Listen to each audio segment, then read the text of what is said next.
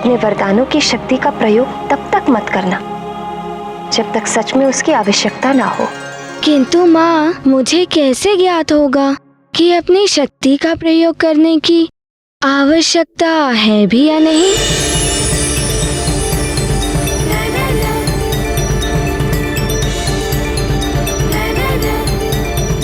आओ, मैं बताती हूँ।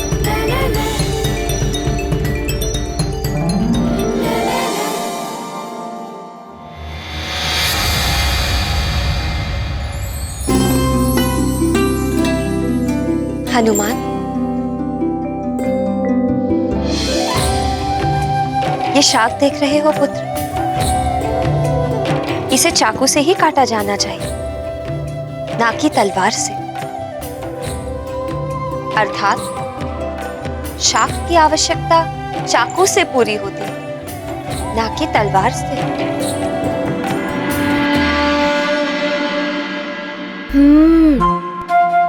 मैं सब समझ गया माँ। चलो।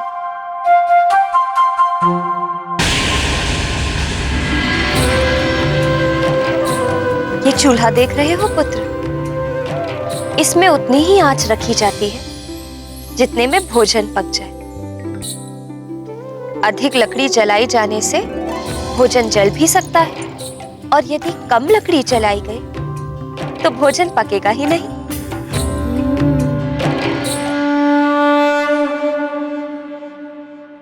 मैं समझ गया माँ। भिन्न भिन्न परिस्थिति में भिन्न भिन्न प्रकार की आवश्यकता होती है।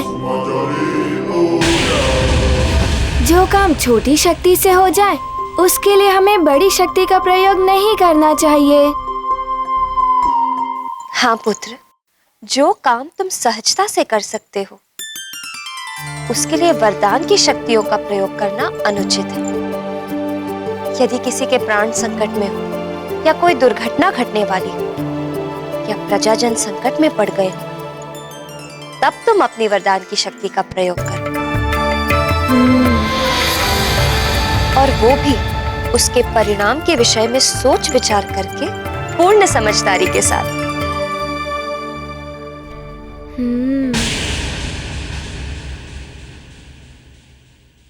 मैं अब ऐसा ही करूंगा माँ।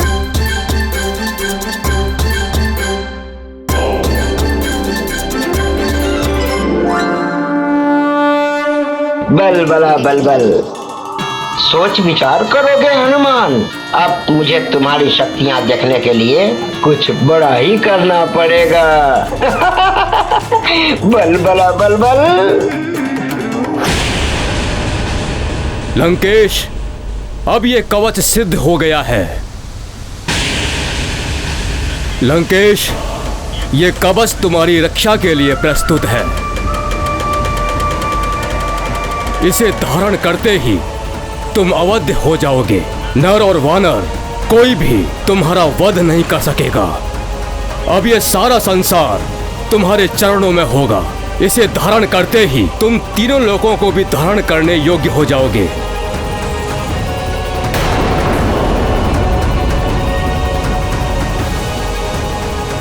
धारण करो इसे लंकेश।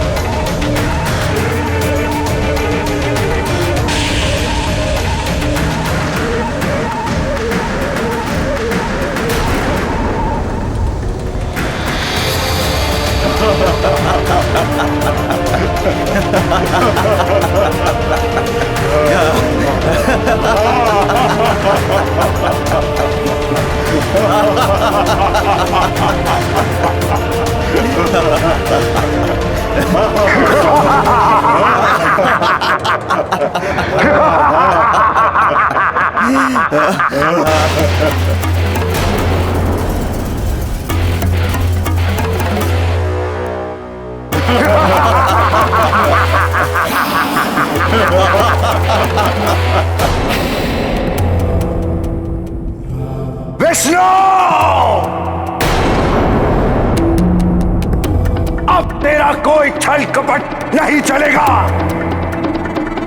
चाहे तूने इस धरती के किसी भी कोने में जन्म ले लिया हो,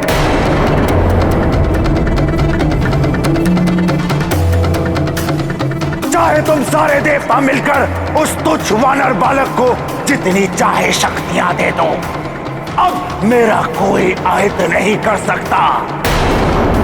मैं अजय हूं, अपराजय हूं, अवध्या हूं मैं।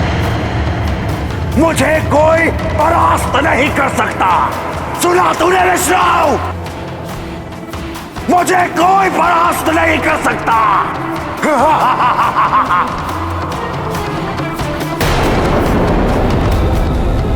अब मैं निकलूंगा अपने रक्षा कवच के साथ परिभ्रमण करने के लिए।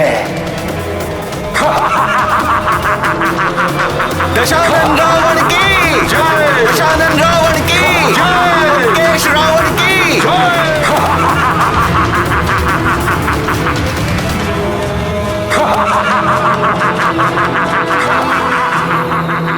क्या कोई सदैव अपराजय रह सकता है?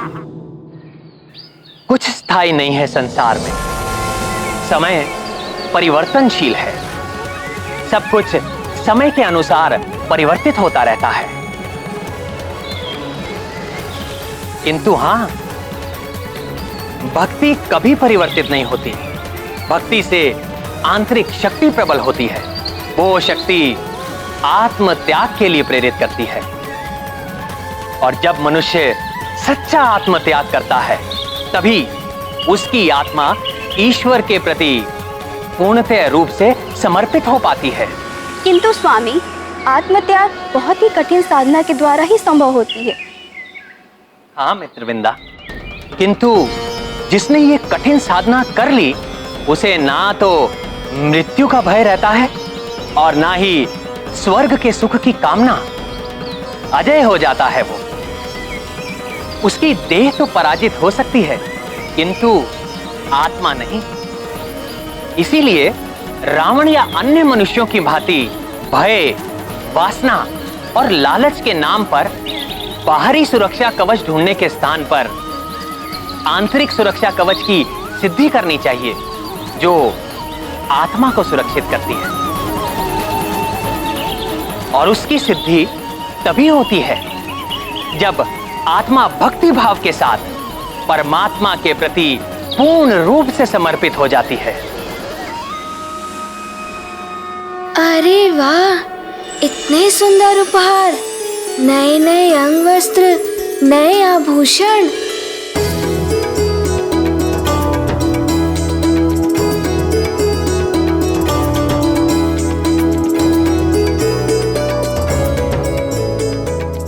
अरे वाह, कितना सुंदर है ये और कितना चमक रहा है, बिल्कुल दर्पण के भांति।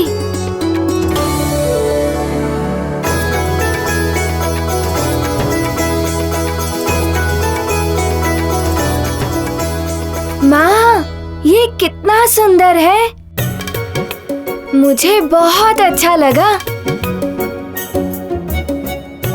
माँ, मैं इसे अभी पहन लूं? अभी नहीं पुत्र, समय है अभी। पहले तुम्हारा राज तिलक होगा, तुम युवराज बनोगे तब। नानी, युवराज तो मैं अभी भी हूँ ही ना। सब मुझे युवराज कहते हैं। युवराज बनने के लिए उत्सव का आयोजन क्यों? पुत्र, इस उत्सव में तुम्हें विधिवत युवराज घोषित किया जाएगा और उसके बाद तुम्हारे कुछ नए कर्तव्यों का आरंभ होगा। तुम्हारे उत्तरदायित्व भी बढ़ जाएंगे। जानते हो ना, कर्तव्य और उत्तरदायित्व का अर्थ क्या होता है? हाँ नानी जी, मुझे सब ज्ञात है। चक्रासुर के समय में भी मैंने अपना उत्तरदायित्व निभाया था और ज्वालामुखी के विस्फोट के समय भी मैंने अपना कर्तव्य निभाया था। पुत्र हनुमान, वीरता और युद्ध ही कर्तव्य नहीं होते युवराज बनने के लिए। प्रजा के हित का भी ध्यान रखना होता है। रणनीति से लेकर राजनीति तक सबका ज्ञान होना आवश्यक है युवराज बनने के लिए। इतना सब कुछ? हाँ पुत्र, कृषि का प्रबंध, उद्योग और व्यापार की व्यवस्था, संगीत, साहित्य, कला, नाट्य का प्रबंधन, यही नहीं धर्म, कर्म और यज्ञ, ये सब कुछ तुम्हें सीखना और समझना होगा पुत्र।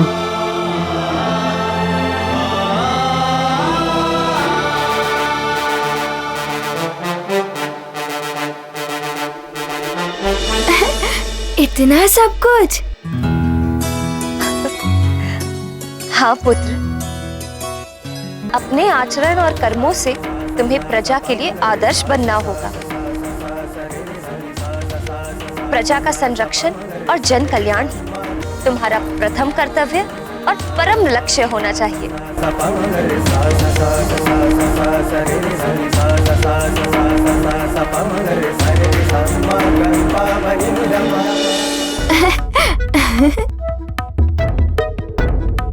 पिताश्री, मेरे राज तिलक के लिए इतने नए नए आभूषण।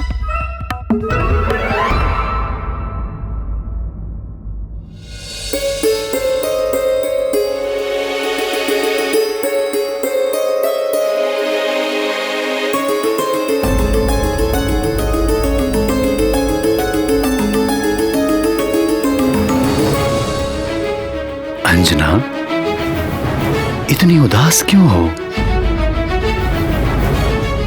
संस्कार, समझ और अनुभव कोई औषधि नहीं है जो घोलकर पिला दी और बालक को ज्ञान प्राप्त हो गया। हमें निरंतर प्रयास करना होगा और देखना हमारा हनुमान शीघ्र ही सब कुछ सीख जाएगा। माँ, मैं ये सब अपने मित्रों को दिखाऊं? उत्सव में तो सब देख ही लेंगे ना।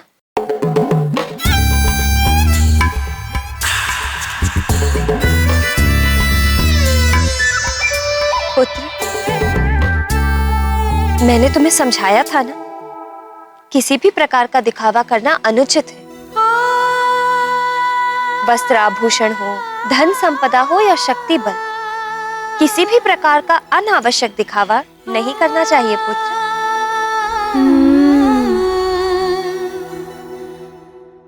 मैं सब समझ गया माँ, और मुझे ये भी स्मरण है कि अपनी वरदानी शक्ति का प्रयोग तभी करना चाहिए जब सच में उनकी आवश्यकता हो।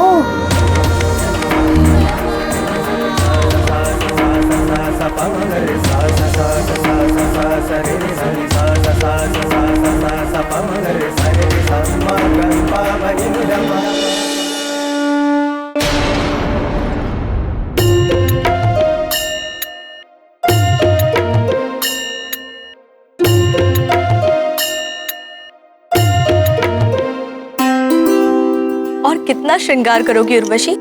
होना तो वही है जो नित्य होता है। हम नृत्य करेंगे, देवराज इंद्र कुछ प्रशंसा के बोल बोलेंगे, बस।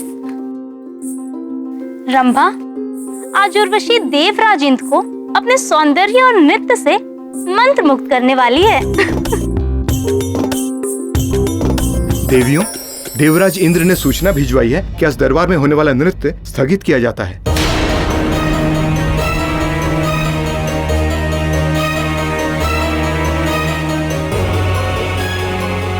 कितना परिश्रम और अभ्यास किया था हमने, और देवराज इंद्र ने नृत्य स्थगन का आदेश दे दिया। ऐसा क्यों किया देवराज इंद्र ने? मुझे तो इसकी आशंका पहले से ही थी। रावण के कारण ही देवराज खिन्न भी है। वो तो सेना तक लेकर निकल पड़े थे युद्ध करने को। हमें देवराज से भेंट करनी चाहिए। नहीं चित्रा, इस समय उनसे नृत्य आदि की बात करना अनुचित होगा। स्वर्ग की महारानी शची पधार रही हैं।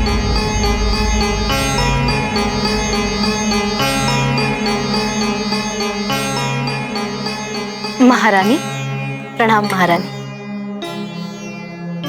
आप एकाएक यहाँ रंगशाला में? हाँ, तुम सबके लिए एक सुखद समाचार है। तुम्हारी परम सखी के जीवन में आज सुनहरा अवसर आया है।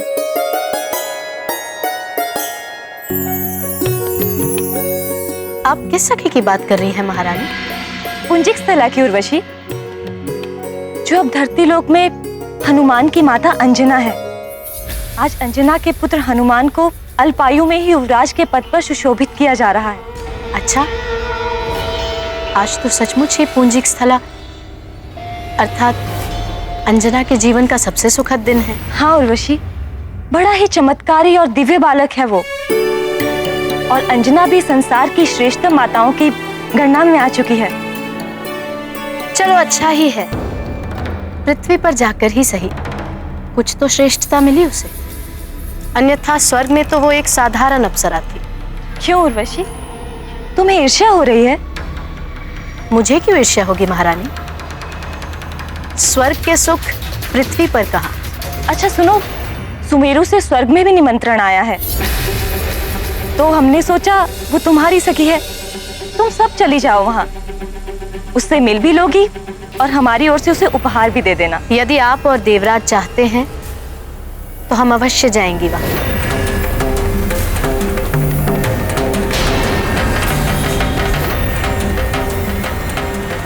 महाबली उद्भट योद्धा पंपासर नरेश पधार रहे हैं।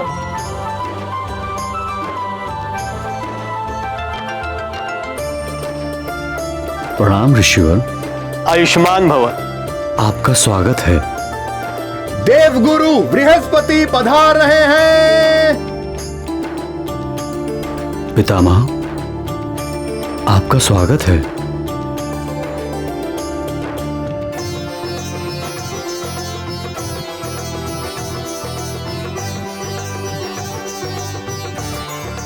देवियों, आपका स्वागत है। कदाचित आप सब स्वर्गलोक से पधारे हैं। हाँ महाराज केसरी, मैं उर्वशी, ये चित्रा और ये रंभा, देवराज इंद्र और देवी शची इंद्रानी की ओर से हम स्वर्ग लोक से आपके पुत्र हनुमान को आशीर्वाद देने आए हैं। आसन ग्रहण कीजिए।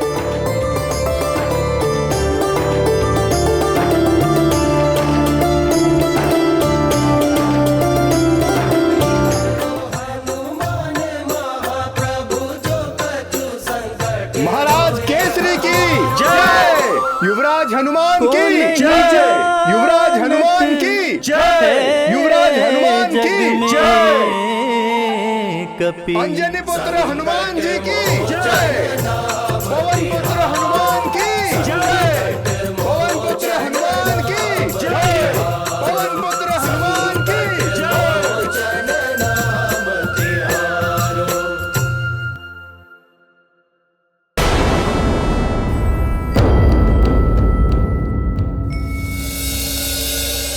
अंजना के भाग्य तो देखो, महारानी और राजमाता हो गई है यहाँ।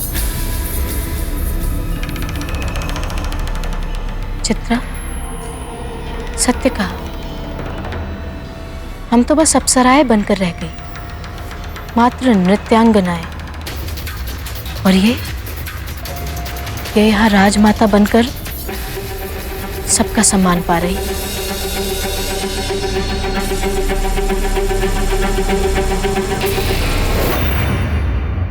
अब हमें विधान आराम करना चाहिए। अब युवराज अभिषेक का विधिवत श्री गणेश करते हैं। श्री गणेश,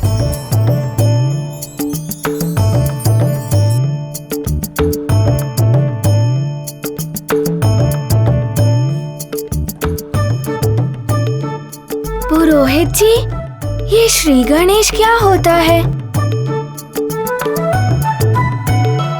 ओम अपवित्र पवित्रो वा सर्वावस्थां गतोऽपि वा यस्मरेत् पुण्डरीकाक्षं सभाभ्यन्तरः शुचिः ब्रह्मा मुरारी त्रिपुरान्तकारी भानु शशि भूमिसुतो बुधश्च गुरुश्च शुक्र शनि राहु केतव सर्वे ग्रहा शांतिकरा भवेतु। सर्वमंगल मांगल्ये शिवे सर्वार्थ साधिके शरण्ये त्र्यंबके गौरी नारायणी नमोस्तुते। ओम दुग्धम समर्पयामि, ओम घृतम समर्पयामि, ओम तिलम समर्पयामि, ओम पुष्पम समर्पयामि।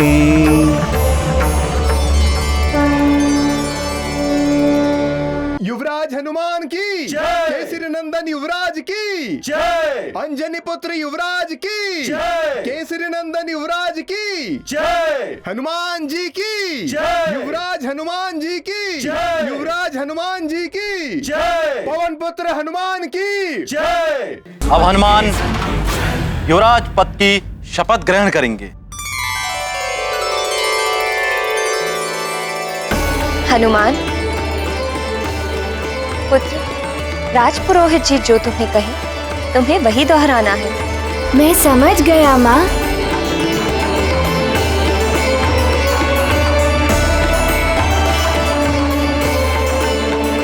मैं सुमेरु महाराज केसरी और राजमाता अंजना पुत्र हनुमान युवराज पद की शपथ लेता हूँ। मैं सुमेरु महाराज केसरी और राजमाता अंजना पुत्र हनुमान युवराज पद की शपथ लेता हूँ। मैं प्रतिज्ञा लेता हूँ अपने पद की मर्यादा और गरिमा का ध्यान रखूंगा। मैं ये प्रतिज्ञा लेता हूँ कि अपने पद की मर्यादा और गरिमा का ध्यान रखूंगा। युवराज हनुमान की जय, युवराज हनुमान की जय, केसरी नंदन युवराज की जय, अंजना पुत्र युवराज की जय, हनुमान जी की जय, युवराज हनुमान जी की जय, युवराज हनुमान जी की जय। महादेव, देखा आपने, हनुमान से अधिक प्रसन्नता तो हनुमान की माता अंजना के मुखड़े पर दिखाई दे रही थी। ये स्वाभाविक है देवी, पुत्र की हर उपलब्धि पर सबसे अधिक प्रसन्नता तो माँ को ही होती है। युवराज, अब आसन ग्रहण कीजिए। जी।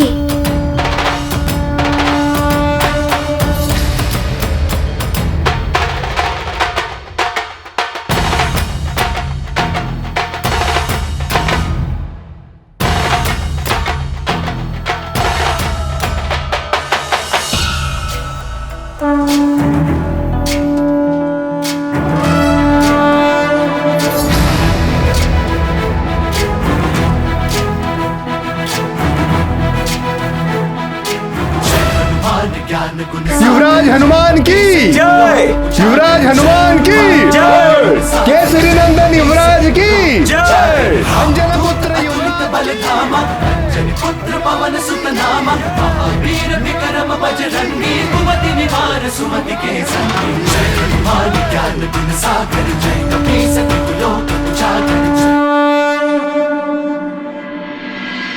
हनुमान, युवराज पद की गरिमा बनाए रखना पुत्र, सदा आनंदित रहो। मेरा आशीर्वाद सदैव तुम्हारे साथ रहेगा। प्रणाम वायुदेव। कल्याण हो पुत्र।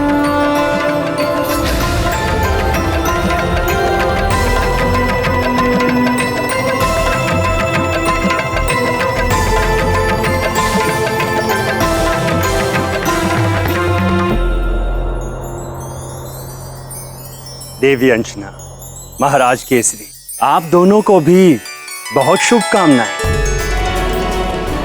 प्रणाम।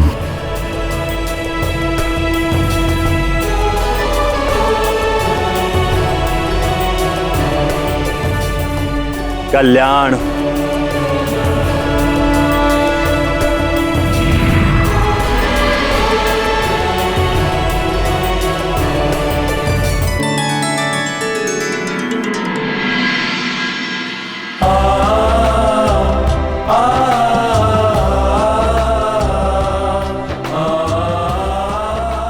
प्रणाम सुग्रीव भैया। हनुमान, ये किष्किंधा और सुमेरु की मैत्री की प्रतीक स्वरूप मुद्रा है, इसे स्वीकार करो।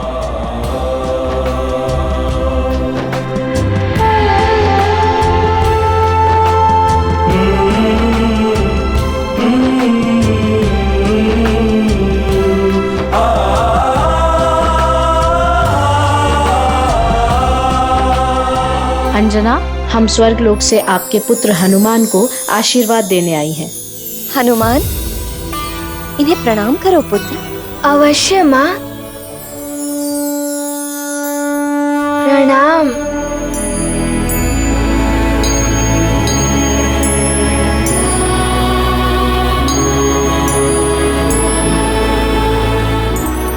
इन्हें भेंट दो पुत्र।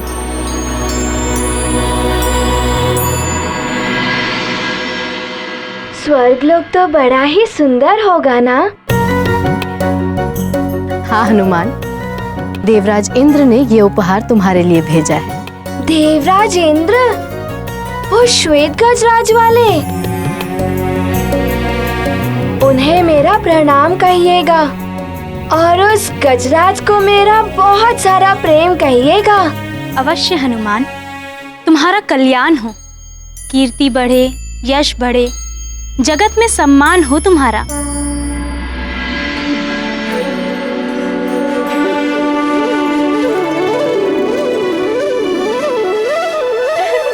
चलो चलो, हम उपहार देते हैं मित्र हनुमान को।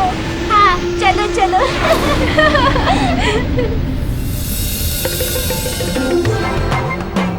मित्र, ये उपहार तुम्हारे लिए है। हाँ मित्र, हम सब की ओर से। धन्यवाद मित्रों।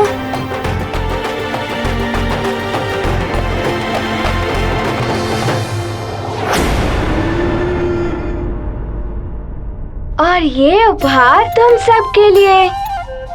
धन्यवाद मित्र।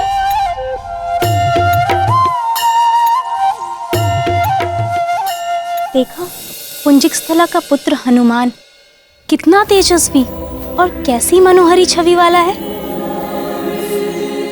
हाँ चित्रा, हमारा भी मन होता है कि हमारा भी कोई ऐसा पुत्र हो, किंतु हमें माँ बनना वर्जित है। पुंजिक स्थला को देखो, अप्सरा होके भी कैसे माँ बन के गर्वित हो रही थी।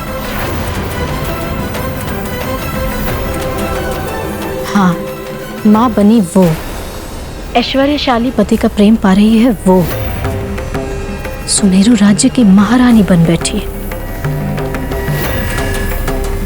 हमारे भाग्य ऐसे क्यों नहीं हो सकते?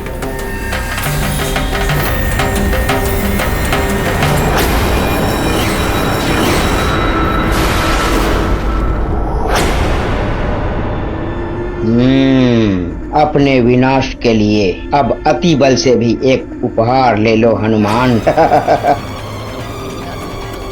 इस मायावी खिलौने से खेलते ही तुम सदा के लिए दशानन के दास बनकर रह जाओगे हनुमान।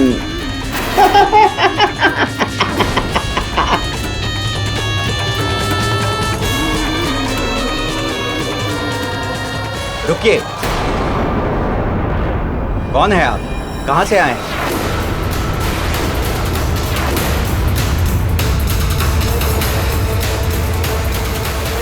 मैं अतिबल बटुकपुर गांव से आया हूँ। बटुकपुर? ये गांव कहाँ है? और इसमें क्या है, दिखाइए। मैं जानता हूँ इन्हें। जब चक्रासुर से युद्ध हुआ था ना, तब ये सुमेरु में ही थे। ये एक बालक को बचाते बचाते स्वयं ही एक गड्ढे में फंस गए थे। तब मैंने इन्हें बाहर निकाला था।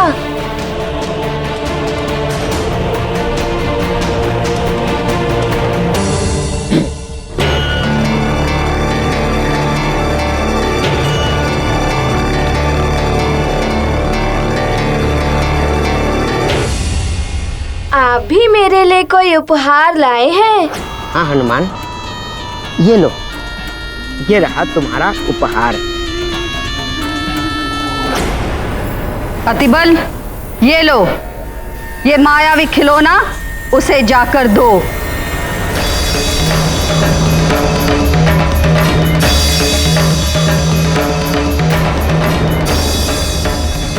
क्या है इसके भीतर? नहीं नहीं हनुमान, अभी नहीं, इसे बाद में खोलना।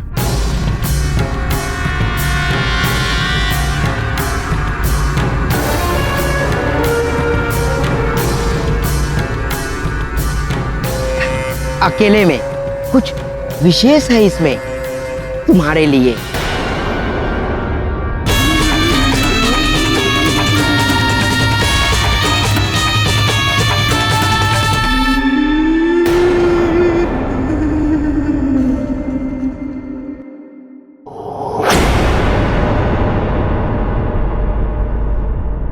हनुमान, मैंने निश्चय किया था जब तुम युवराज बन जाओगे तुम्हें ये चमत्कारी गदा प्रदान करेंगे। ये गदा अपने लक्ष्य पर प्रहार करने के पश्चात अपने स्थान पर स्वयं वापस आ जाती है।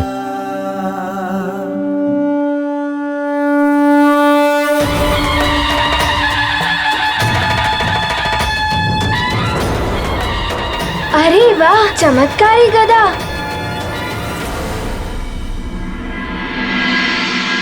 अंजना,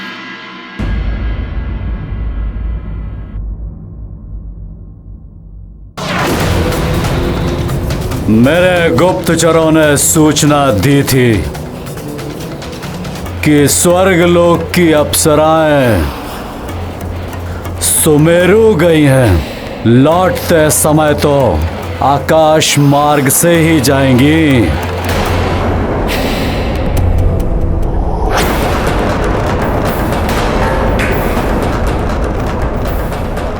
उर्वशी, स्वर्गलोक की अप्सरा।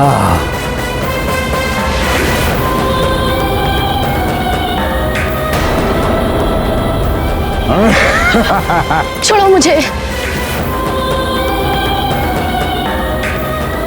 छोड़ दो मुझे दशानन। रावण ने एक बार जिसका हाथ पकड़ लिया उसे कोई नहीं बचा सकता। रावण, तुम्हें मिले समस्त श्रापों और वरदानों के बारे में जानती हूँ मैं। मेरी स्वीकृति के बिना मुझे ले जाकर तुम अपनी मृत्यु को आमंत्रण दोगे, इसलिए उचित यही होगा कि तुम मुझे छोड़ दो।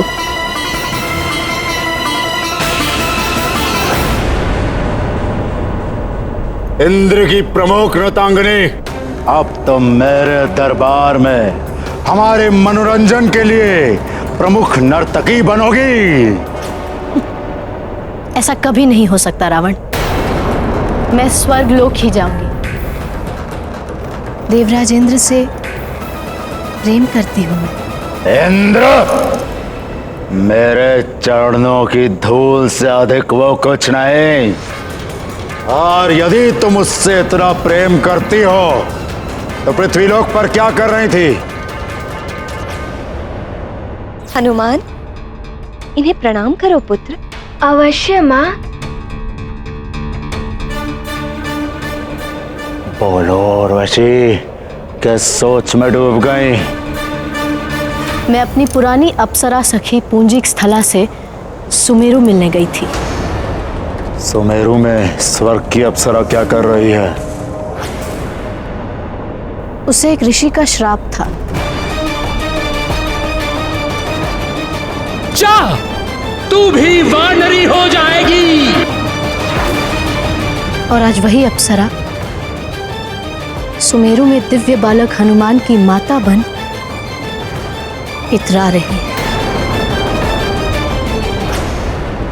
पहले तो देवताओं ने उसे जीवित किया, फिर उसे हनुमान नाम दिया।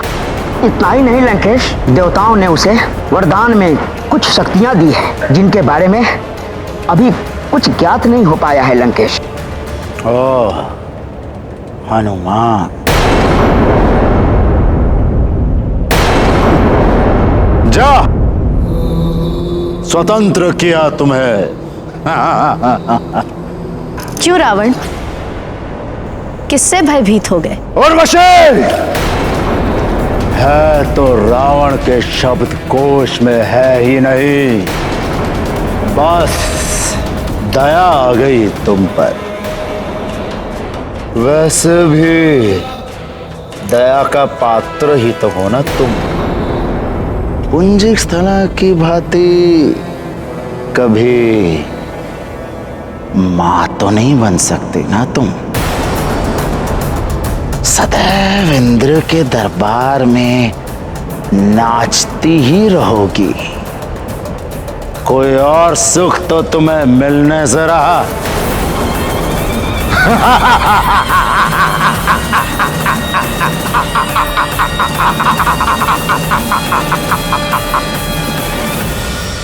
किस सोच में डूब गई उर्वशी?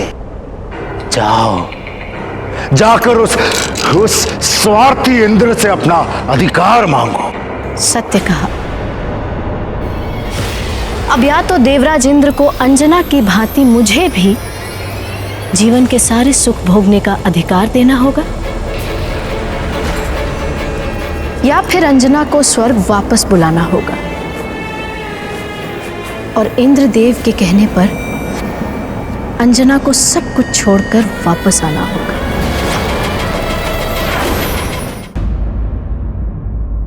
माँ, मुझे सबने उपहार दिया, किंतु आपने तो मुझे उपहार दिया ही नहीं।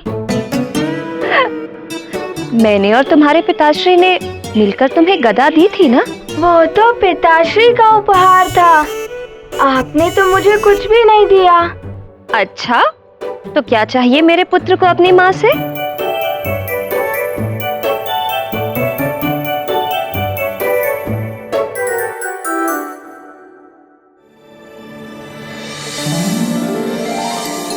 माँ, मेरे लिए सबसे बड़ा उपहार तो आप ही हैं।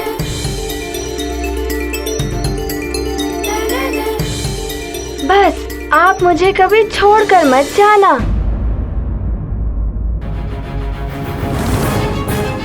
पुत्र, मैं क्यों जाऊंगी तुम्हें छोड़कर?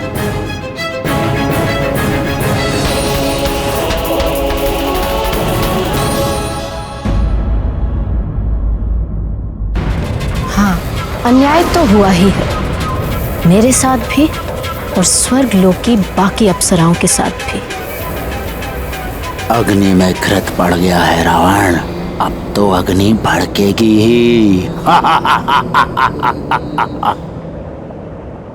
अन्याय को न्याय में परिवर्तित देवराज इंद्र को करना ही होगा। मेरे प्रियतम इंद्रदेव, आपको हमारे साथ न्याय करना ही होगा।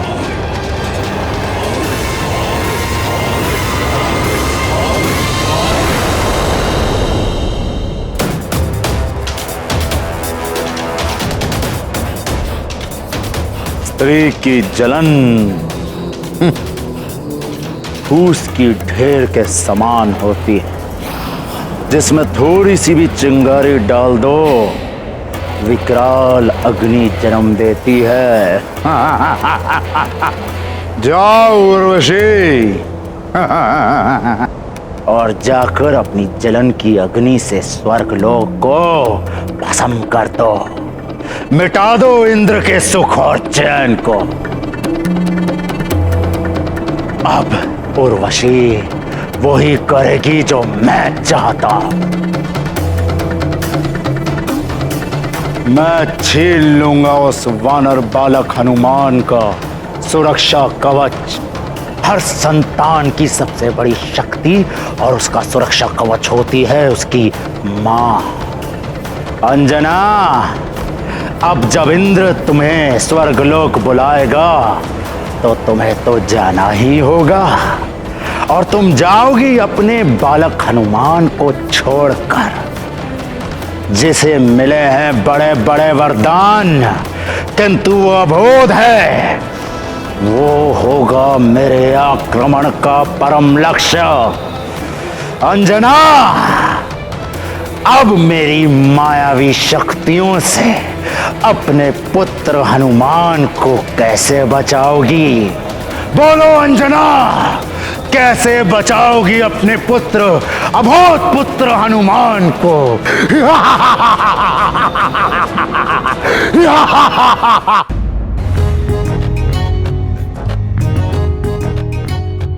अरे वाह, इतने सुंदर खिलौने। ऐसा उपहार हर दिन मिल जाए तो बड़ा ही आनंद आ जाएगा।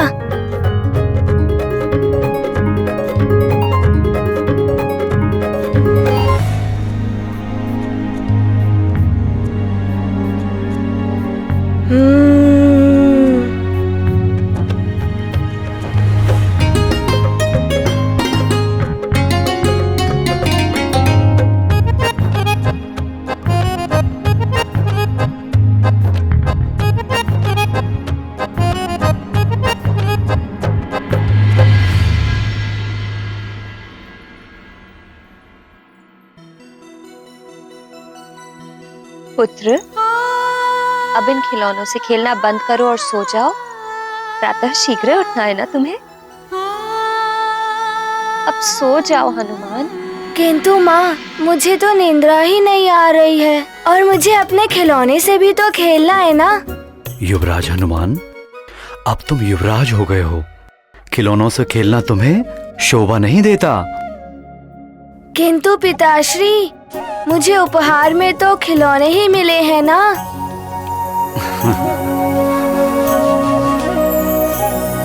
अंजना, हनुमान अब युवराज बन गया है। उसे सब कुछ सीखना होगा, इसलिए अब तुम उसे अक्षर ज्ञान देना भी आरंभ कर दो। आप सत्य कह रहे हैं महाराज।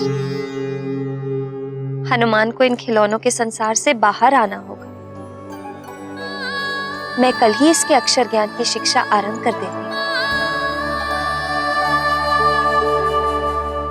पुत्र हनुमान, चलो अब सो जाओ।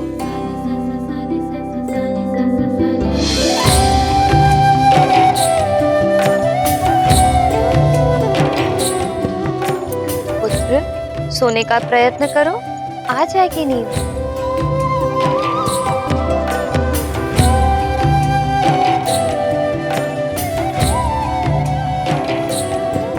अंजना, इसे लोरी सुना दो, अभी सो जाएगा।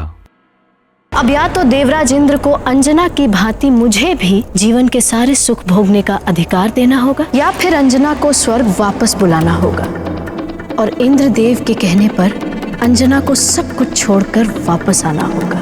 अब उर्वशी वही करेगी जो मैं चाहता हूँ। मैं छीन लूंगा उस वानर बालक हनुमान का सुरक्षा कवच। अब आगे प्रिय, ईर्ष्या और द्वेष मनुष्य को राक्षस वृत्ति की ओर लेकर जाते हैं। ऐसा ही उर्वशी के साथ भी हो रहा था। द्वेष रहित मन सदैव कल्याण और भलाई की ओर अग्रसर होता है, किंतु द्वेष का आवरण पड़ते ही मन दूषित हो जाता है। वो राक्षस वृत्ति में पड़कर पाप कर्म कराने लगता है। उसकी उदारता नष्ट हो जाती है। इसीलिए अपने मन को सदैव नियंत्रण में रखना चाहिए। किंतु अंजना और हनुमान के साथ क्या हुआ? स्वर्ण को जितना तपाया जाए उतना ही अधिक शुद्ध होता है। सत्यभामा, जीवन में सभी को अनेकों परीक्षाओं से निकलना पड़ता है। हनुमान और देवी अंजना को भी जीवन की अनेक परीक्षाओं में उतरना ही पड़ेगा प्रिय।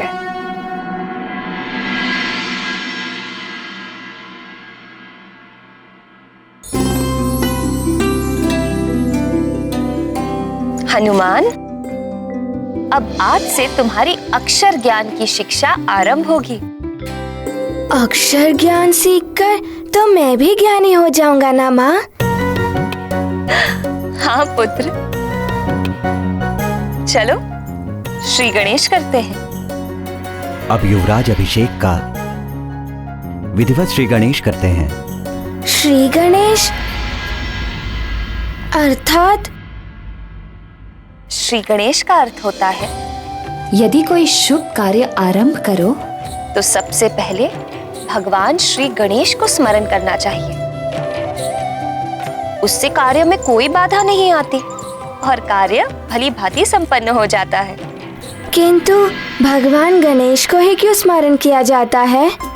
यदि हम उनके माता पिता भगवान महादेव और माता पार्वती को स्मरण करें तो कार्य और भी अच्छी तरह से पूर्ण हो सकता है ना? नहीं पुत्र, सबसे पहले भगवान श्री गणेश को ही स्मरण करते हैं। सबसे पहले उनकी ही पूजा का विधान है। तो क्या वो अपने माता पिता से भी पहले पूजे जाते हैं? हाँ पुत्र, और पुत्र होते हुए भी पिता से पहले क्यों पूजे जाते हैं, इसकी भी एक लंबी कथा है जो उनकी बुद्धिमानी से जुड़ी हुई है। माँ, मुझे वो कथा सुनाइए ना। सुना दूंगी, किंतु पहले शिक्षा का श्री गणेश तो कर लो, अर्थात अपना प्रथम अक्षर तो सीख लो।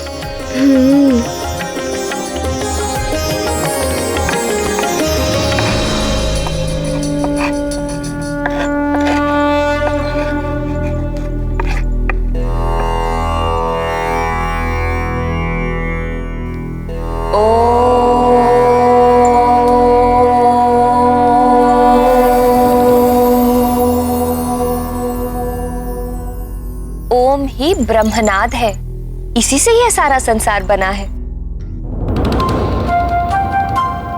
सारा संसार? हाँ, अब तुम भी बोलो।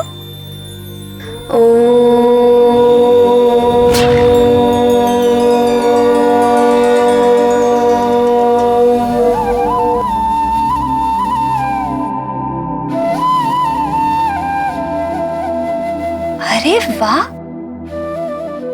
तुमने तो एक बार में ही सीख लिया। चलो, अब मैं तुम्हें इसे लिखना सिखाती हूँ।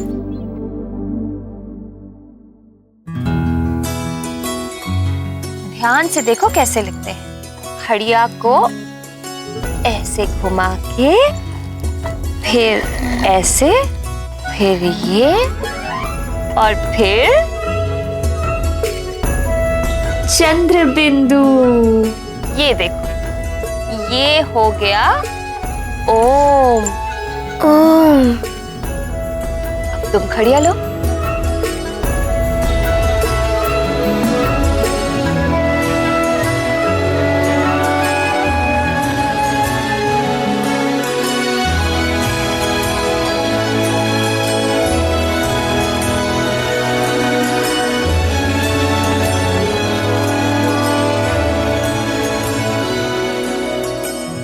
फिर ये चंद्र बिंदु।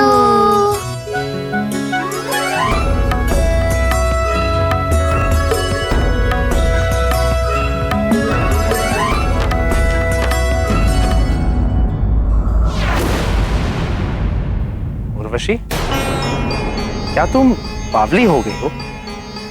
कुछ भी कहे जा रही हो। मैं तो केवल आपको स्मरण करा रही हूँ देवराज कि आप अपनी एक अप्सरा को कैसे भूल गए। पुंजिक स्थला हो, मैं या अन्य कोई अप्सरा, हम सब के कार्य, कर्तव्य और अधिकार समान हैं। फिर पुंजिक स्थला को ये विशेष अधिकार क्यों मिले हुए हैं? आपको उसे मिले श्राप का स्मरण तो है ना देवराज?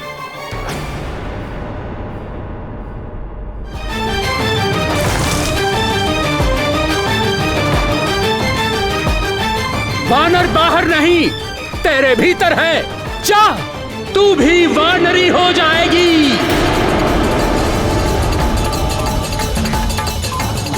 तू शोक न कर पुत्री, तुम्हें भगवान महादेव के अंश को जन्म देना होगा। उसके कुछ काल पश्चात तुम्हें अपना अप्सरा रूप पुनः प्राप्त हो जाएगा। देवराज, पुंजिक स्थला को वानर योनि में जन्म लेने का श्राप तब तक के लिए ही मिला था जब तक वो मां नहीं बन जाती। अब जब वो मां बन चुकी है तो पृथ्वीलोक पर क्यों है? आपको उसे वापस बुलाना होगा देवराज।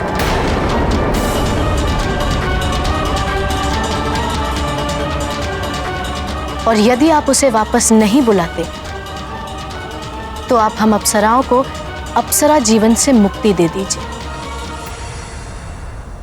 हम भी मां बनना चाहती हैं, संपूर्णता में नारी जीवन जीना चाहती है।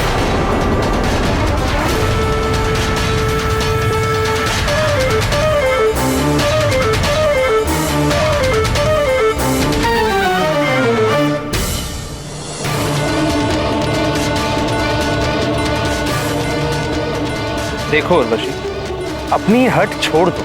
अंजना के रूप में अब वो हनुमान की माँ है। वो किसी की भी माँ हो, उसे भी नियम का पालन करना होगा। यदि आपने एक के लिए नियम परिवर्तित किया है तो आपको हमारे लिए भी नियम परिवर्तन करना होगा।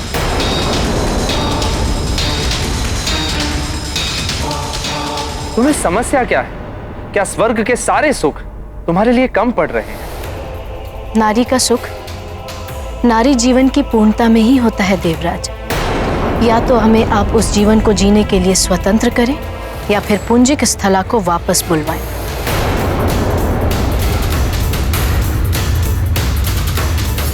हमें भी स्वतंत्रता चाहिए देवराज, हम भी मुक्त होना चाहती हैं।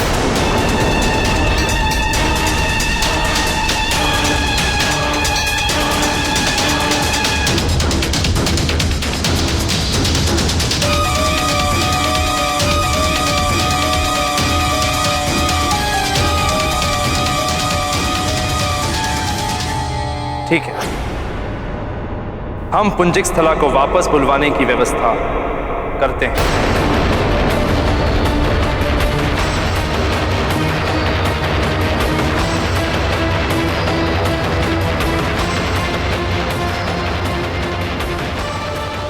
उचित है देवराज। प्रणाम देवराज।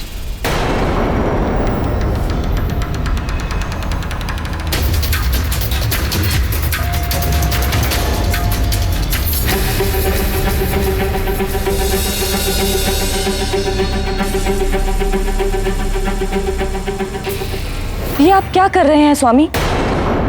हनुमान को उसकी मां से दूर करने का अर्थ जानते हैं आप? देवी शची, उचित होगा कि आप हमारे कार्यों में हस्तक्षेप ना करें। स्वामी, मैं तो केवल इतना कह रही थी कि हनुमान के कारण आपको पहले भी सबके सामने क्षमा मांगनी पड़ी थी। बस सची, अपना भला बुरा हमें किसी से सीखने की आवश्यकता नहीं है। राजकाज देखना हमारा काम, आपका नहीं।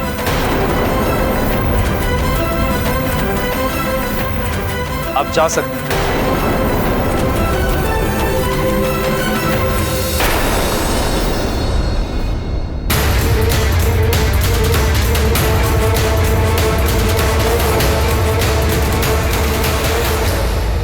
अरे वाह माँ, इसे गोल गोल गोल करने से अक्षर बन गया। हाँ पुत्र, और इन अक्षरों को बनाते हुए जोड़कर शब्द बन जाता है। माँ, एक बार मैं स्वयं लिखूं? अवश्य पुत्र।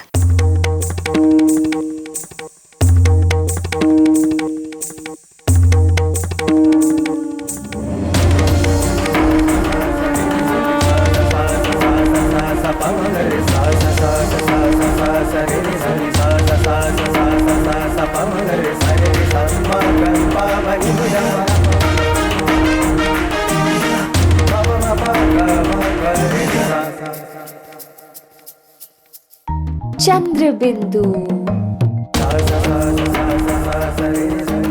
ये चंद्र बिंदु।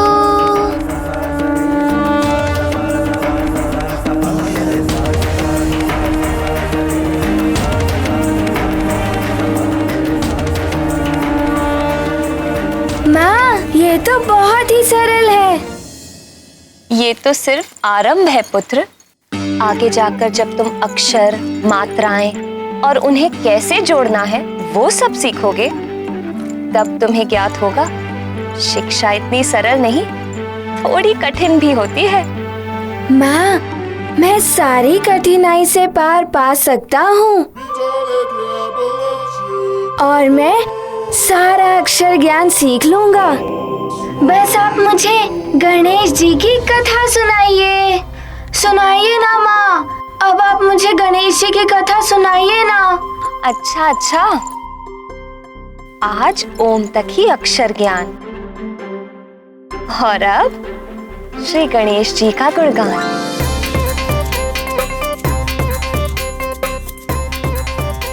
माँ, मैं रख देता हूँ।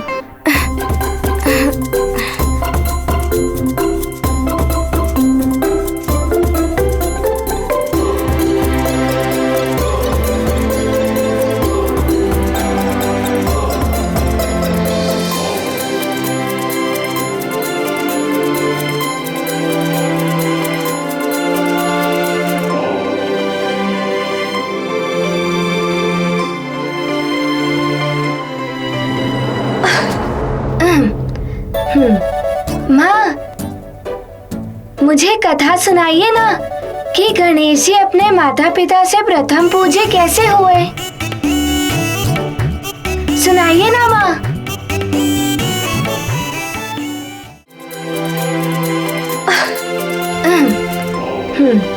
माँ, मुझे कथा सुनाइए ना कि गणेश जी अपने माता पिता से प्रथम पूजे कैसे हुए। सुनाइए ना माँ।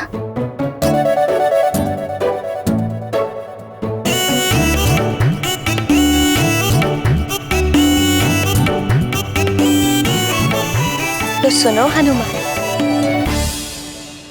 ये कथा बहुत समय पहले की है। एक बार सभी देवताओं में ये विवाद उत्पन्न हो गया कि उनमें सर्वश्रेष्ठ देवता कौन है, और जो देवता सर्वश्रेष्ठ होगा उसी की हर पूजा, यज्ञ और शुभ कार्य में प्रथम पूजा की जाएगी। तो सभी अपनी जगह पर सर्वश्रेष्ठ थे और उनके इस विवाद के कारण संसार में पूजा और यज्ञ आदि सभी कार्य रुक गए थे। अब देवताओं का निर्णय कौन करे? तो निर्णय कराने के लिए सभी देवता शिव जी के पास कैलाश धाम पहुंच गए। वैसे तो आप सब देव अपने अपने स्थान पर श्रेष्ठ हैं, किंतु प्रथम पूजा उसी की होगी जो सर्वश्रेष्ठ होगा। तो क्यों ना ऐसा किया जाए कि सर्वश्रेष्ठ का चुनाव करने के लिए आप सब में कोई प्रतिस्पर्धा कराई जाए।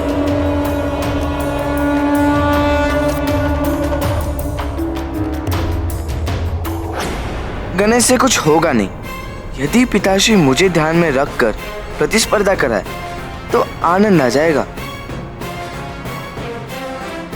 प्रतिस्पर्धा यह है कि आप सब संसार की परिक्रमा लगाएंगे और जो सबसे पहले ये परिक्रमा पूर्ण कर लेगा वही सर्वप्रथम पूजा के योग्य माना जाएगा।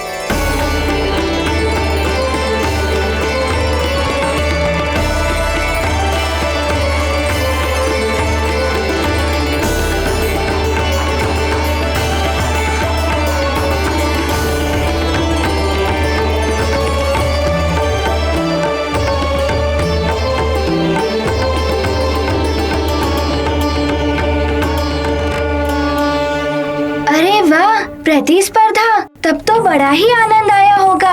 कौन विजयी हुआ?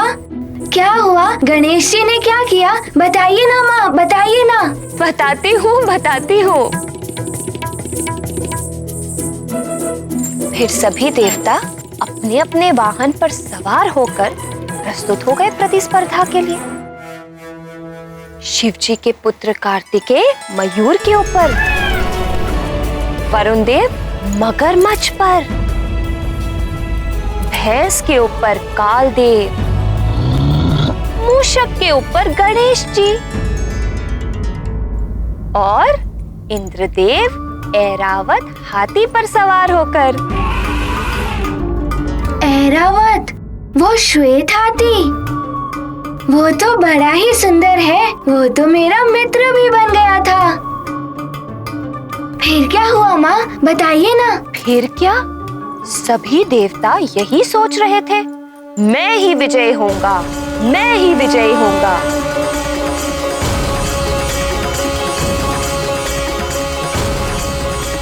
कार्तिकेय, मेरे एरावत जैसी गति तो किसी के भी वाहन में नहीं है। ये तो प्रतिस्पर्धा के समय ज्ञात होगा देवराज।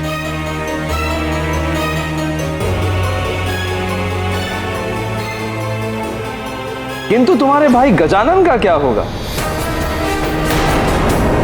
वो तो लगता है कि सबसे अंत में ही पूजे जाने योग्य ठहराए जाएंगे। आप क्यों उनसे स्पर्धा करेंगे? आपको तो मेरा सामना करना होगा।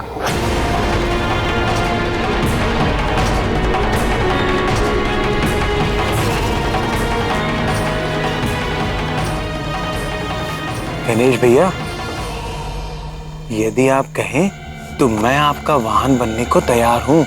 आप अवश्य विजयी होंगे। धन्यवाद नंदी भैया, पर मूषक है ना मेरा वाहन, मैं सदैव इसी पर सवार होता हूँ।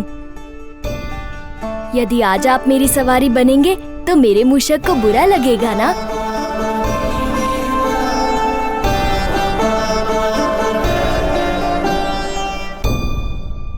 माँ, गणेश जी ने मोदक की भावना का ध्यान रखकर गणेश जी ने अच्छा तो किया, किंतु वे नंदी जी की बात मानते तो और अच्छा होता ना?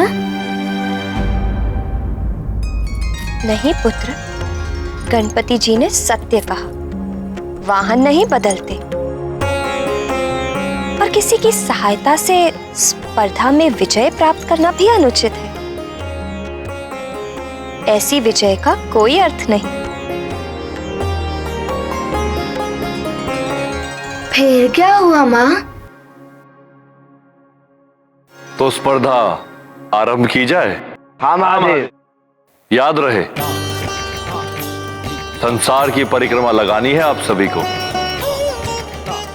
जी पिताश्री। अवश्य महादेव।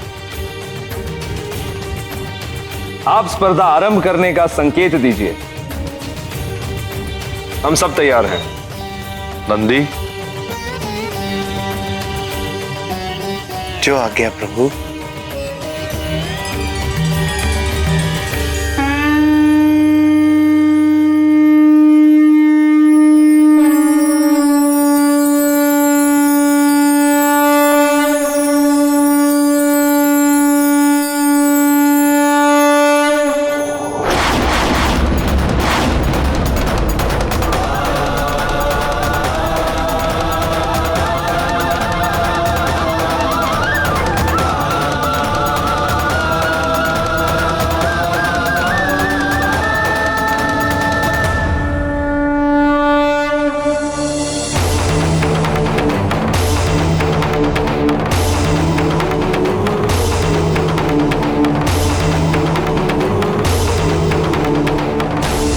माँ, सारे देवता तो आगे निकल गए थे गणेश जी से, फिर भी गणेश जी प्रथम कैसे आए?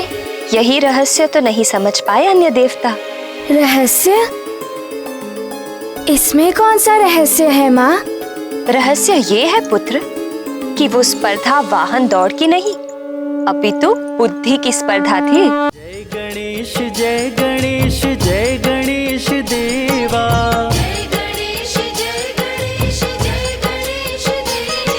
माता जाकी पार्वती पिता महादेवा।